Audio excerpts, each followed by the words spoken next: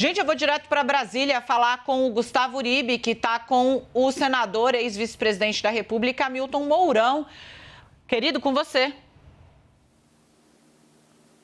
Tudo bem, obrigado, Dani. Estamos aqui com o general, ex-vice-presidente e agora senador. Gostaria de começar perguntando a respeito da disputa de amanhã ao Senado Federal. Pelos cálculos feitos pelo Palácio Planalto, Rodrigo Pacheco ainda está na frente de Rogério Marinho. Não seria melhor para a oposição, eventualmente, abrir mão da candidatura para conseguir compor a mesa diretora e assim ter um pouquinho mais de poder como bloco de oposição? Boa tarde aí, Uribe, boa tarde, Daniela, boa tarde a todos que estão acompanhando a CNN Brasil. O nosso objetivo é muito claro, né? Eu acho que nosso grupo tem a capacidade de assumir a presidência do Senado, num movimento vigoroso para que o Senado volte, né, a ter um papel relevante dentro do Legislativo, e principalmente para um certo restabelecimento do equilíbrio, né, e que o atual governo entenda que ter uma oposição propositiva, uma oposição que seja efetiva, é importante para o sistema democrático. Dani? Querido, eu sigo a sua deixa, vou fazer apenas essa pergunta e deixo você com o senador Hamilton Mourão para concluir toda essa conversa. Senador, obrigada, boa tarde, bem-vindo. O senhor fala em oposição responsável, oposição saudável. O senhor, que era ali no início, né, muito, digamos, questionado pelo passado nas forças, na declaração ali, especial no governo Dilma, né, que deu com relação à crise, questionado acabou se tornando uma espécie de ponto de equilíbrio do governo Jair Bolsonaro. Então, o senhor fala em oposição responsável, o senhor se mostrou, de fato, uma voz de responsabilidade nos momentos de muita crise no governo. Agora, o Marinho, ele tem o apoio das pessoas das quais o senhor se diferenciou, dessa ala do bolsonarismo mais radical, da qual o senhor se afastou.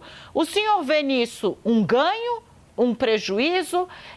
Como garantir aos que esperam equilíbrio e responsabilidade que essas vozes que estão ativas na campanha dele não terão preponderância sobre a atuação do grupo político que o senhor integra no Senado? Olha, o nosso grupo dentro do Senado, obviamente, ele é composto desde aqueles, né, que têm ideias, vamos dizer assim, um pouco mais radicais, e aqueles, né, que são moderados, né? E isso faz parte do espectro político, assim como o grupo que apoia o governo tem também os dois tipos de pessoas. Então, eu não vejo problema nisso aí. Eu vejo o Rogério Marinho como uma pessoa com a capacidade, com o equilíbrio, com o conhecimento, né, para saber se articular entre todas essas tribos, vamos falar dessa forma, e obter o melhor para o Brasil e cada um de nós, senadores que representamos os nossos estados, para os nossos estados. Senador Joaquim Barbosa, ex-ministro do Supremo Tribunal Federal, criticou o senhor nas redes sociais recentemente por causa da troca do comando do Exército Brasileiro. Como o senhor vê Thomaz Paiva? Acha que melhora um pouco a relação com o novo governo? É um nome legalista e pode ajudar nessa comunicação? Olha, eu desconheço quais foram os fatores efetivos que levaram, né, o atual presidente da República a trocar, em tão curto espaço de tempo, o comandante do Exército. Agora, conheço os dois oficiais, tanto o general Arruda como o general Thomaz, são oficiais que têm um vasto conhecimento, uma carreira que fala por ela mesma. Então, independente de quem tiver a testa do Exército, ele vai buscar que a instituição se mantenha dentro dos seus dois pilares principais, da disciplina de hierarquia, e, principalmente, né, trabalhando para que o país esteja num clima de estabilidade, agindo dentro da legalidade e sempre usando a legitimidade que o Exército Brasileiro tem. O relatório de Ricardo Capelli, interventor federal, apontou complacência de alguns oficiais do Exército Brasileiro que não agiram para deter aqueles vândalos. O senhor acha que houve complacência, faltou obediência à voz de comando? O que eu vejo é que não houve, né, o acionamento daquilo que é o plano, né, de defesa das instalações governamentais que se situam na esplanada dos ministérios. Vamos lembrar que desde 1986, quando houve uma baderna de muitos político, em proporção talvez maior, não é, do que essa que ocorreu no dia 8 de janeiro.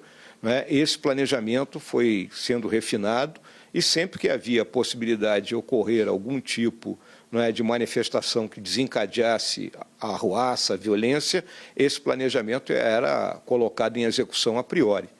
Naquele dia nada foi colocado. Não é? Então, fala-se muito da guarda do Palácio do Planalto, não é? Uma guarda de 30, 40 homens com munição real que tinham. O que eles iam fazer? Um banho de sangue? Atirar, matar 10, 15, 20 pessoas? Não é? É impossível. A ausência de Jair Bolsonaro tem atrapalhado a direita? Ele tem se colocado com uma ausência neste momento em que ele seria necessário para capitanear a oposição? Olha, eu julgo que o presidente Bolsonaro ele tem as razões dele para estar fora do país nesse momento. Eu acho que é importante até ele estar observando de uma situação, né, de uma posição mais distante tudo aquilo que está acontecendo, para depois, né, ele tomar a decisão que ele julgar melhor. Agora, não resta a mínima dúvida que o presidente mantém um capital político, né, importantíssimo junto a esses 58 milhões de pessoas que votaram nele. Michele Bolsonaro seria um nome alternativo para 2026 melhor do que Jair Bolsonaro? Isso é difícil, né, Gustavo? Até porque eu vou provocar uma rixa entre o casal se eu falar isso aí, né? Agora, a Michele, ela veio despontando ao longo aí do período do governo do presidente Bolsonaro e vamos aguardar, né? Hoje falta muito tempo, vamos deixar esse governo primeiro governar e ver o que vai dar isso aí. Senador, agradeço a entrevista, muito obrigado de falar com a CNN Brasil. Eu que agradeço, Gustavo, um grande abraço aí a todos. Tá aí, gente, senador Hamilton Mourão toma posse amanhã, ex-vice-presidente da República, muito bom trabalho para ele.